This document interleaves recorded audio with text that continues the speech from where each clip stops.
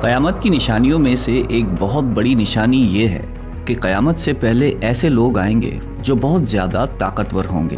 ان سے لڑنے کی طاقت کسی کے پاس نہیں ہوگی. یہ زمین پر موجود سارا پانی پی جائیں گے، ہر قسم کی کھیتی اور پھل کھا جائیں گے، اور جو کچھ ان کے راستے میں آئے گا سب نیست و نابود اور تباہ و برباد کر دیں گے. اس خونخوار قوم کے بارے میں ہم بچپن سے سنتے آ رہے ہیں، اور آج اس کے بارے میں ہم اس ویڈیو میں بات کریں گے، یعنی یاجوج اور ماجوج. آپ نے یاجوج ماجوج کے بارے میں سنا ہی ہوگا، لیکن آج جو تفصیل ہم آپ کو بتائیں گے شاید ہی آپ نے اس سے پہلے کبھی سنی ہو. اللہ تعالیٰ نے ان کا ذکر قرآن مجید کی سورہ کہف اور سورہ انبیاء میں بھی فرمایا ہے. آج کی اس ویڈیو میں ہم آپ کو یاجوج اور ماجوج کے بارے میں بہت سارے دلچسپ اور حیران کن حقائق بتائیں گے. یاجوج اور ماجوج کون ہیں، یہ کیسے دکھتے ہیں، رہتے کہاں ہیں، آئیں گے کب، اور بہت کچھ. دنیا میں کل 4 بادشاہ ایسے گزرے جنہوں نے اپنے وقت میں پوری دنیا پر حکومت کی ہے، جن میں سے 2 مسلمان تھے اور 2 کافر. کافروں میں نمرود اور بخت نصر، جبکہ مسلمانوں میں حضرت سلیمان علیہ السلام اور دوسرے حضرت ذوالقرنین علیہ السلام تھے. ذوالقرنین کا نام سکندر ہے اور یہ حضرت سام بن نوح علیہ السلام کی اولاد میں سے تھے اور ایک بڑھیا کے اکلوتے بیٹے تھے، اور حضرت خضر علیہ السلام کے خالہ زاد بھائی تھے. آپ نے حضرت ابراہیم خلیل اللہ کے ہاتھ پر اسلام قبول کیا اور کئی سال ان کی صحبت میں رہے. قرآن مجید کی سورہ کہف میں حضرت ذوالقرنین کے 3 سفروں کا حال بیان ہے. یہ 3 زبردست سفر انہوں نے کیے، اور ان 3 سفروں کا حال ہم آج آپ کو اس ویڈیو میں بتائیں گے، جو بہت ہی عجیب اور حیران کن ہے. پہلے سفر کی کہانی یہ ہے کہ سام بن نوح علیہ السلام کی اولاد میں سے ایک شخص آب حیات کے چشمے سے پانی پی لے گا تو اس کو موت نہ آئے گی. تو حضرت ذوالقرنین اس آب حیات کی تلاش میں مغرب کا سفر شروع کرتے ہیں، اور آپ کے ساتھ حضرت خضر علیہ السلام بھی ہیں. حضرت خضر تو آب حیات کے اس چشمے تک پہنچ گئے اور اس کا پانی بھی پی لیا، مگر حضرت ذوالقرنین کے مقدر میں وہ نہیں تھا اور آپ کو آب حیات نہ مل سکا. حضرت ذوالقرنین کا سفر جاری تھا اور آپ چلتے چلتے ایسے مقام پر پہنچے کیونکہ مغرب میں ہی سورج غروب ہوتا ہے. وہ بالکل دنیا کے آخری کونے میں آ گئے، اور سورج غروب ہونے کے وقت آپ کو ایسا منظر نظر آتا جیسے ایک سیاہ چشمے میں سورج ڈوب رہا ہے. جیسے ہم سمندری سفر کرتے ہیں تو ہمیں ایسا لگتا ہے کہ سورج جو ہے وہ سمندر کے اندر ڈوب رہا ہے، لیکن مغرب کے آخر میں آپ اتنا آگے پہنچ چکے تھے جو دنیا کا آخری کونا تھا. وہاں ان کو ایک عجیب قوم ملی جو جانوروں کی کھال پہنے ہوئے تھی. اس کے بعد اب باری ہے ان کے دوسرے سفر کی. یہ سفر مشرق کی طرف تھا، یہاں تک کہ چلتے چلتے آپ ایسی جگہ پہنچے جہاں سے سورج طلوع ہوتا ہے. آپ سورج طلوع ہونے کی جگہ پر جا پہنچے. آپ نے وہاں پر دیکھا کہ وہاں ایسی قوم ہے جن کے پاس کوئی عمارت اور مکانات نہیں ہیں. ان لوگوں کا یہ حال تھا کہ جب سورج طلوع ہو جاتا تو یہ غاروں میں چلے جاتے، زمین کے اندر چلے جاتے، اور جب سورج ڈھل جاتا تو غاروں سے نکل کر اپنی روزی روٹی کی تلاش میں نکل جاتے. یہ لوگ منسک کہلاتے ہیں. حضرت ذوالقرنین نے ان لوگوں کے حضور بھی اسلام کی دعوت پیش کی. وہاں پر بھی کچھ لوگ ایمان لائے اور کچھ لوگ اڑے رہے اور آپ سے جنگ بھی کی، لیکن بہرحال آپ نے ان لوگوں کو بھی قابو کر لیا. اب ان کا تیسرا سفر شمال کی طرف تھا. آپ چلتے چلتے 2 پہاڑوں کے درمیان پہنچ گئے تو وہاں بھی آبادی عجیب و غریب تھی. ان کی زبان بہت عجیب و غریب تھی. ان لوگوں کے ساتھ اشاروں میں بہت مشکل سے بات چیت کی جا سکتی تھی. ان لوگوں نے حضرت ذوالقرنین سے یاجوج اور ماجوج کے ظلم و ستم کی شکایت کی اور آپ سے مدد مانگی کہ آپ ہمیں ان کے ظلم سے بچائیں. یاجوج ماجوج کون تھے؟ یہ ایک فسادی گروہ ہے اور ان لوگوں کی تعداد بہت زیادہ ہے، جس کا اندازہ اس حدیث مبارک سے لگا سکتے ہیں کہ حضرت عبداللہ بن عمر رضی اللہ تعالیٰ عنہ نے فرمایا کہ جنوں انس کی کل 10 حصے ہیں، ان میں سے 9 حصے یاجوج ماجوج ہیں، باقی 1 حصہ انسان ہے. اب ذرا غور کریں کہ اس وقت دنیا میں 7 بلین انسان، 7 ارب لوگ رہتے ہیں، تو اس حساب سے تقریباً 70 بلین یاجوج ماجوج ہو سکتے ہیں، اور ان کی تعداد بڑھ رہی ہے. اور جس وقت یاجوج ماجوج آئیں گے نہ جانے اس وقت دنیا میں کتنے لوگ ہوں گے. ان میں مرد بھی ہوتے ہیں اور عورتیں بھی ہوتی ہیں، اور ان کے 3 گروہ ہیں، ایک تعوین، دوسرا تاریز اور تیسرا منسق. اور ان میں جو بھی مرتا ہے تقریباً 1000 یا اس سے زائد اولاد چھوڑ کر مرتا ہے. یہ لوگ بہت خونخوار اور بہت وحشی اور جنگلی ہیں اور جانوروں کی طرح ہی رہتے ہیں.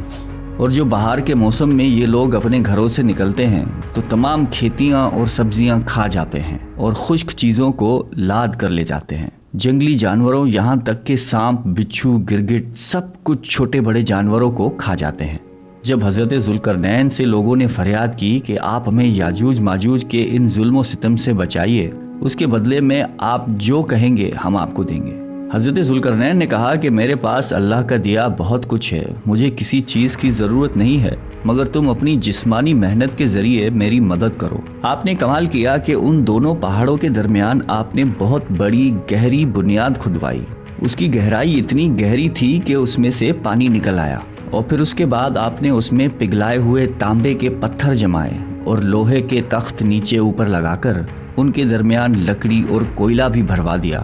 اسی طرح ایک بہت ہی مضبوط دیوار بنا دی گئی۔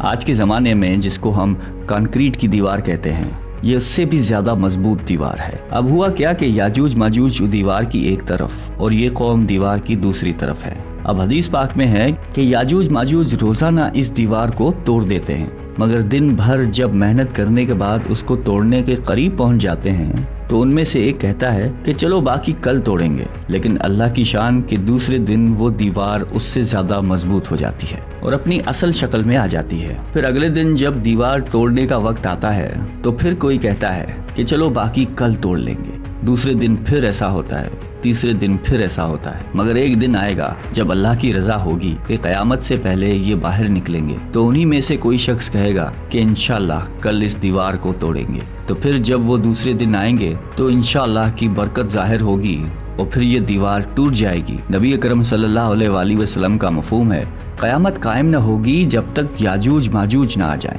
یہاں آپ کو بتاتے چلیں کہ یاجوج ماجوج کے نکلنے سے پہلے دنیا کن چیزوں سے محروم ہو جائے گی۔ حضرت ابن عباس رضی اللہ تعالیٰ عنہ نے فرمایا کہ اللہ تعالیٰ نے 5 نہروں کو جنت سے جاری فرمایا۔ یہ 5 دریا ایک ہی چشمے سے جاری ہوئے ہیں۔ اللہ تعالیٰ نے حضرت جبرائیل علیہ السلام کے ذریعے جنت کے اس چشمے کو پہاڑوں کے اندر امانت رکھ دیا اور پہاڑوں سے نہروں کو زمین پر جاری فرما دیا ہے، جس سے لوگ طرح طرح کے فوائد حاصل کرتے ہیں۔ جب یاجوج ماجوج کے نکلنے کا وقت ہوگا تو اللہ تعالیٰ جبرائیل علیہ السلام کو زمین پر بھیجیں گے اور وہ 6 چیزوں کو زمین سے اٹھا کر لے جائیں گے۔ وہ چیزیں کون سی ہوں گی؟ دنیا سے قرآن پاک اٹھا لیا جائے گا، سارا علم بھی اٹھا لیا جائے گا، حجرہ اسود بھی اٹھا لیا جائے گا، مقام ابراہیم بھی اٹھا لیا جائے گا، حضرت موسیٰ علیہ السلام کا تابوت، اور ہم نے جو 5 نہروں کا ذکر کیا ہے یہ بھی گویا واپس اٹھائی جائیں گی۔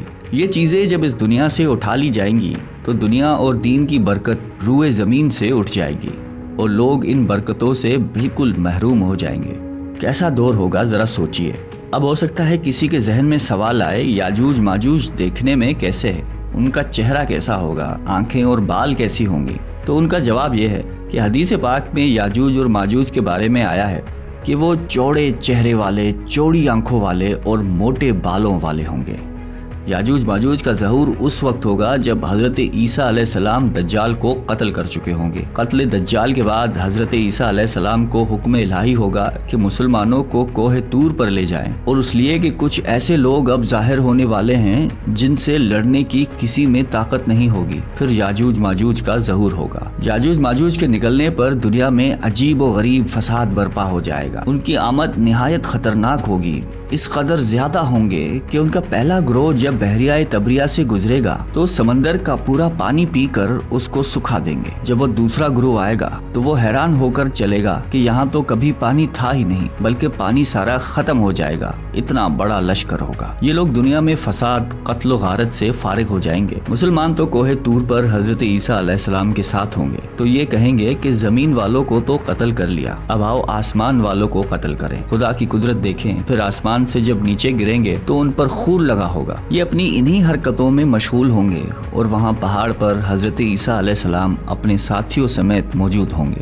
اس وقت حضرت عیسیٰ علیہ السلام اپنے ساتھیوں کے ساتھ مل کر دعا فرمائیں گے کہ اللہ تعالیٰ یاجوج ماجوج کے گردنوں میں ایک قسم کا کیڑا پیدا فرمائے اور وہ سب کے سب یکدم مر جائیں گے، اور ان کے مرنے کے بعد حضرت عیسیٰ علیہ السلام پہاڑ سے اتر آئیں گے اور دیکھیں گے کہ تمام زمین ان کی لاشوں سے بھری پڑی ہے، یعنی اتنی زمین پر لاشیں ہوں گی کہ زمین پر پیر رکھنے کی جگہ باقی نہ ہوگی اور بہت بدبو ہوگی۔ اب اتنے لوگوں کو کہاں اور کیسے دفنایا جائے؟ اللہ تعالیٰ کی شان دیکھیں کہ حضرت عیسیٰ علیہ السلام کی دعا کی برکت سے اللہ تعالیٰ کچھ ایسے پرندے بھیجیں گے جن کی گردن اونٹ جتنی ہوگی، وہ یاجوج ماجوج کے ان جسموں کو اٹھا کر لے جائیں گے۔